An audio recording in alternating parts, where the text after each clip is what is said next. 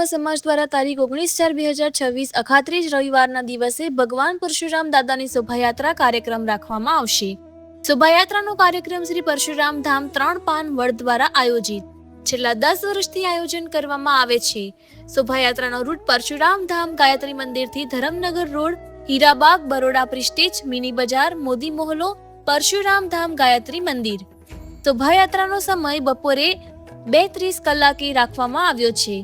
શોભાયાત્રા બાદ મહાઆરતીનું આયોજન બાદ ભોજન પ્રસાદનું આયોજન કરવામાં આવ્યું। સુરત બ્રહ્મ સમાજને શોભાયાત્રા જોડાવા માટે પરશુરામ ધામથી આમંત્રણ આપવામાં આવ્યું। जय श्री गायत्री माता, जय श्री परशुराम भगवान। अश्वनी कुमार, गायत्री मंदिर, परशुराम धाम, परशुराम भगवान की शोभा यात्रा 19 तारीख अखात्रीज અને રવિવાર અહીંથી 2:30 વાગે યાત્રા પ્રસ્થાન થાય।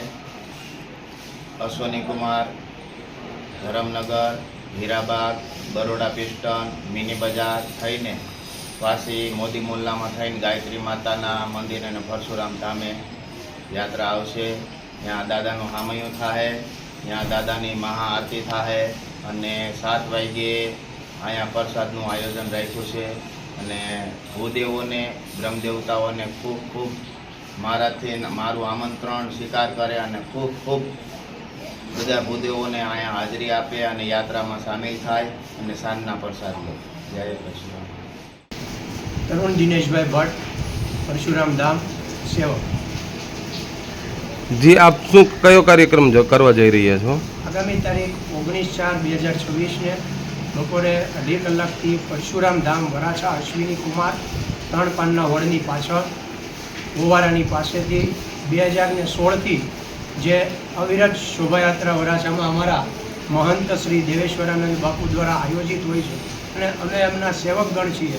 બાપુ જે આદેશ આપે એ શોભાયાત્રાનું આયોજન અમે છેલ્લા 2016થી કરી રહ્યા છીએ। અને સુરતમાં આવી કેટલી શોભાયાત્રા થઈ રહી છે? સુરતમાં મારા ધ્યાનમાં છે જ્યાં સુધીમાં ગુજરાત ગેસ સર્કલ ગઢાજણમાં પણ શોભાયાત્રાનું આયોજન છે, જ્યાં દક્ષિણ ગુજરાત બ્રહ્મ સમાજ સમસ્ત ગુજરાત મળી અને કાર્યક્રમનું આયોજન કરે છે। ત્યાં સવારે પરશુરામ દાદાની શોભાયાત્રા છે, બપોર પછી એમનો આખા દિવસનો વિષ્ણુ યાગનો કાર્યક્રમ છે, તો એમાં પણ અમે બધા ઢળી મળીને જવાના છીએ અને દરેકને સાથે અમે સહભાગી બનવાના છીએ। એક બ્રાહ્મણ તરીકે આખા સુરત કે કહી શકાય અખિલ બ્રહ્માંડના બ્રાહ્મણો સાથે મળીને કામ કરવાના છીએ। જે આ શોભાયાત્રા કરીને તમે સમાજને શું સમજાવવા માગો છો? શોભાયાત્રાનો એક જ ઉદ્દેશ્ય છે કે જ્યારે જ્યારે રાષ્ટ્રને આવશ્યક પડ્યું છે ત્યારે બ્રાહ્મણ કાસ્ટ હંમેશા સર્વોપરી રહી છે। એ પછી શહીદીમાં હોય કે સમાજને સંસ્કાર જ્ઞાન આપવામાં હોય તો બ્રાહ્મણ એકત્રિત થશે તો કાસ્ટથી રાષ્ટ્ર તરફની અમારી ભાવના છે અને એ અમે સમાજ વચ્ચે લઈ જઈએ છીએ કે દરેક સાથે મળી રહે અને સનાતનને ટકાવવા માટે બ્રાહ્મણોએ સંગઠિત થવું અત્યંત આવશ્યક છે। શાસ્ત્ર અને શાસ્ત્રના જે જ્ઞાતાઓ છે અને એ સમાજને અમે અર્પણ કરવા માંગીએ।